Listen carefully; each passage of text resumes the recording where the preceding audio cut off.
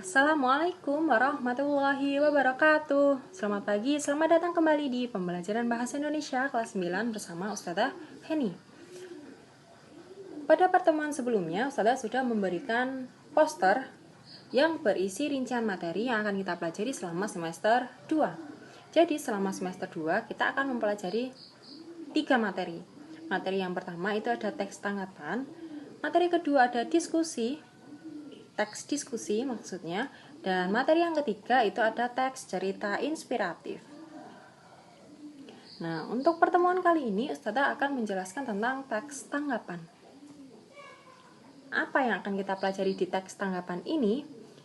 Di teks tanggapan ini kita akan mempelajari tentang 5 materi, yaitu pengertian, ciri-ciri, struktur, unsur kebahasaan, dan contoh. Untuk video kali ini, Ustazah akan menjelaskan tentang pengertian, ciri-ciri, dan strukturnya terlebih dahulu. Untuk unsur kebahasaan dan contoh, Ustazah berikan di materi video selanjutnya. Begitu ya. Mari kita masuk materi yang pertama tentang pengertian teks tanggapan. Apa itu teks tanggapan? Teks tanggapan adalah teks yang berisi tanggapan terhadap suatu hal mengenai kelebihan atau kelemahan. Jadi teks tanggapan itu dapat berupa kelebihan, dapat pula berupa kelemahan. Apa tujuan teks tanggapan? Teks tanggapan bertujuan untuk memberikan tanggapan terhadap teks. Tanggapan itu apa? Tanggapan itu pendapat. Jadi memberikan pendapat kita tentang suatu masalah lalu dituliskan, itu namanya teks tanggapan. Yang ketiga, apa syarat membuat teks tanggapan? Syarat utama membuat teks tanggapan adalah harus memiliki alasan yang kuat sebagai pendukung tanggapan. Masuk materi yang kedua, yaitu tentang ciri-ciri teks tanggapan. Ciri-ciri teks tanggapan itu ada 3. Yang pertama, memuat tanggapan terhadap fenomena yang terjadi di sekitar dengan disertai fakta dan alasan. Misalnya, menanggapi fenomena yang saat ini sedang kita alami, yaitu merebaknya virus corona. Nah, tanggapannya seperti apa? Lalu dituliskan, itu namanya teks tanggapan. Yang kedua, memiliki 3 struktur.